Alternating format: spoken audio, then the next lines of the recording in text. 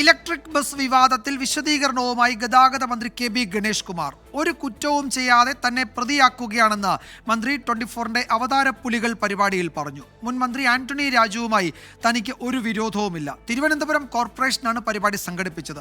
Transport commissioner തന്റെ ഓഫീസിലെത്തി ബഹളം വെച്ചെന്ന വാർത്തയും മന്ത്രി നിഷേധിച്ചു.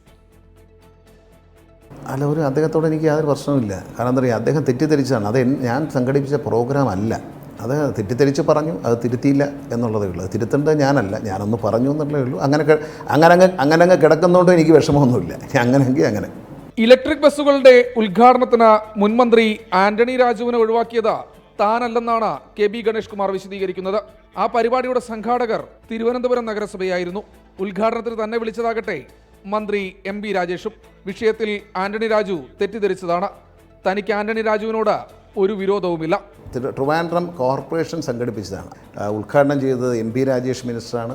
ഞാനൊരു അതിഥി മാത്രമായിരുന്നു. ബാക്കി അവരുടെ പ്രോഗ്രാമാണ്. എല്ലാ കൗൺസിലേഴ്സും അവരുടെ ചെയർപേഴ്സൺസും എല്ലാം വേദിയിലുണ്ടായിരുന്നു. നോട്ടീസ് അടിച്ച അവരാണ്. ആ നോട്ടീസ് കാണാതെയാണ് പത്രത്തിൽ വാർത്ത കൊടുക്കുന്നത്. ഗണേഷ് കുമാർ ആരെയോ മാറ്റി നിർത്താൻ വേണ്ടി. ഞാൻ അങ്ങനെ ചെയ്യുന്ന ആളല്ല. എനിക്ക് അങ്ങനെ ഒരാളെ മാറ്റി നിർത്തിയിട്ട് പ്രശസ്തി നേടേണ്ട കാര്യമില്ല.